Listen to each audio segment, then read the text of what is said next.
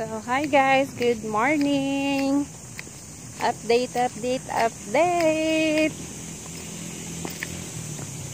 This is wines, mga ka-oploks.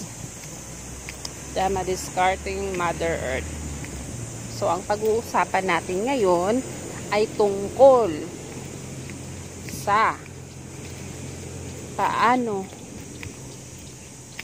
may iwasan or malalaman ang taong toxic. About toxic na tao. So, shout out muna tayo. Shout out to my friend, I miss you, Leah Flor. So, abangan natin guys. Abangan natin ang usapan tungkol sa toxic na tao.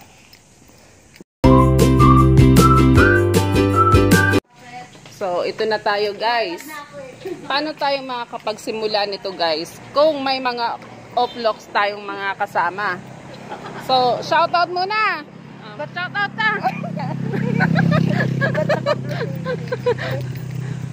Ha? Ibig sabihin, gwapo. Sabi ko ba't naka-blue si Seiji? Ibig sabihin na gwapo. Blue naman talaga. Ay, pang umaga ba siya? Oo. Diba? Fresh na fresh. Eh, pag gabi yan. DJ, mag-shoutout ka muna. Kasi sabi ko, mag-shoutout ka. Sino yung shoutout mo? Shoutout daw.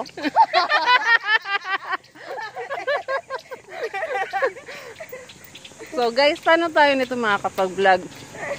Yung mga vlog na kasama. Mga ka-vlogs akong kasama. So, ang topic nga natin guys ay tungkol sa toxic na tao. Kaso itong dalawang to, nagsimula na.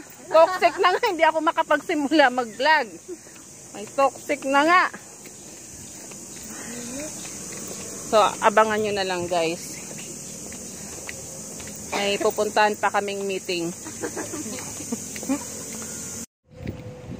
Ito tayo guys, si DJ na stress saan niya. Hindi kasi kung hindi sila namatay lahat. Hindi sila namatay lahat, ma'am. Di ba? Sila lahat. Kawawa naman yung mga bata. Nang dahil para yun inihaw sa yung sa balita, nabalitaan nyo ba yan guys? Yung asawa niya pulis, tapos Ay, nabuang na yung babae. ay galit na galit si DJ guys.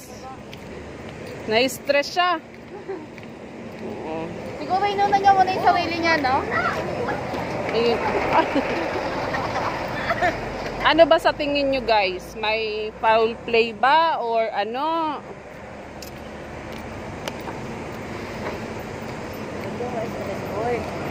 Kasi naman ang ano ko eh.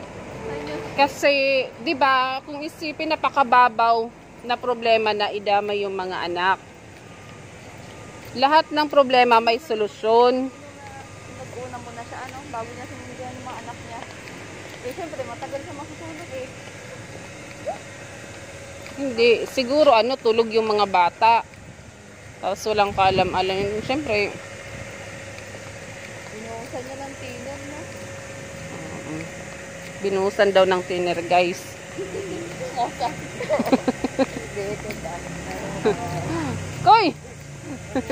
Morning! So, ano ba sa tingin nyo, guys? Ano sa tingin mo?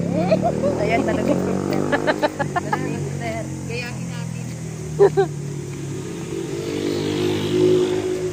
Kasi pag mga ganong kaisipan, oploks yun guys, oploks.